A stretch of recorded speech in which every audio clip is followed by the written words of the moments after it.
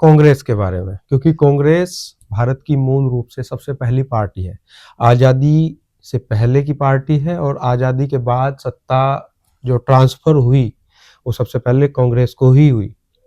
वो चुन के भी आए, ऐसी बात नहीं है, लेकिन काफी प्रभावी पार्टी के तौर पे उसको देखा जाता है। क्योंकि शुरुआती दिनों में 1947 के बाद से, आजादी के बाद से काफी बार उन्होंने मुख्यमंत्री दिए यूपी के अंदर, लेकिन धीरे धीरे वक्त बदलते बदलते जब छत्रप पार्टियां पनपने लगी और क्षेत्रवार पार्टियां बनी, उसके बाद से कांग्रेस यूपी में काफी कमजोर होती चली गई।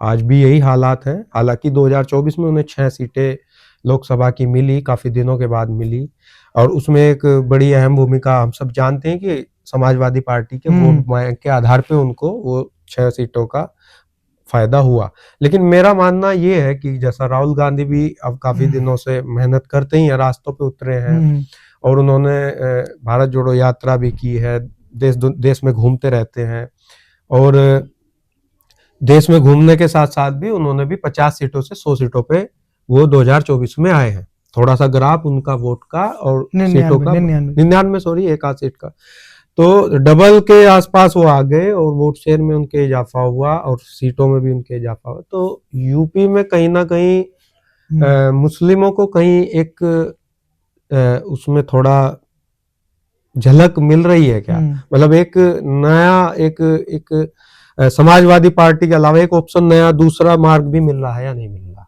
कांग्रेस के मद्देनजर? देखिए, देश का मुसलमान मतदाता किसी भी राज्य का हो, आज वो भिन्न तरीके से सोच रहा है खुद को लेके। भारतीय जनता पार्टी आज जिस स्थिति में खड़ी है देश की राजनीति में, वो अपने सबसे शक्तिशाली दौर में है। केंद्र हो, राज्य हो, कई राज्यों में उसकी सरकार है। बिहार जैसे राज्य को उसने 20 साल से उसकी सरकार है, एनडीए की सरकार।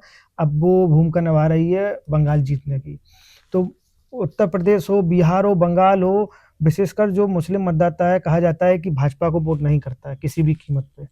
उसको क्योंकि ये लगता है कि भाजपा आने से हमारी आवाज़ दबेगी, अत्याचार हमारे खिलाफ बढ़ेगा, थानों में, कार्यालयों में हमारी सुनी नहीं जाएगी।